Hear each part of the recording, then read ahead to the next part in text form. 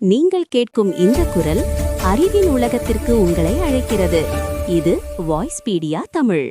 தங்கம் எப்படி உருவாகிறது மற்றும் பூமிக்கு எப்படி வந்தது என்பது பற்றிய அறிவியல் விளக்கங்கள் இங்கே.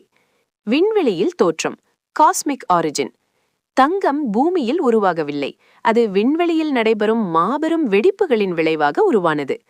சூப்பர்நோவா வெடிப்பு. மிகப்பெரிய நட்சத்திரங்கள் தங்கள் வாழ்நாளின் இறுதியில் வெடித்து சிதறும்போது ஏற்படும் அதிகப்படியான வெப்பம் மற்றும் அழுத்தத்தில் அணுக்கருக்கள் இணைந்து தங்கம் போன்ற கனமான தனிமங்கள் உருவாகின்றன. நியூட்ரான் நட்சத்திரம் மோதல். 2 நியூட்ரான் நட்சத்திரங்கள் ஒன்றுடன் ஒன்று மோதும் போதும் தங்கம் பெருமளவில் உருவாகிறது என்று அறிவியலாளர்கள் கண்டறிந்துள்ளனர். பூமிக்கு வந்த விதம். பூமி உருவான ஆரம்ப காலத்தில் அது மிகவும் வெப்பமாகவும் உருகிய நிலையிலும் இருந்தது.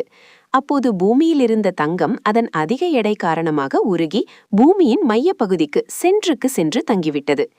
இன்று நாம் பூமியின் மேற்பரப்பில் கிரஸ்டில் காணும் தங்கம் சுமார் 4 பில்லியன் ஆண்டுகளுக்கு முன்பு விண்வெளியிலிருந்து பூமியின் மீது மோதிய விண்கற்கள், மீட்டியோரைட்ஸ் மூலமாகவே வந்ததாக கருதப்படுகிறது.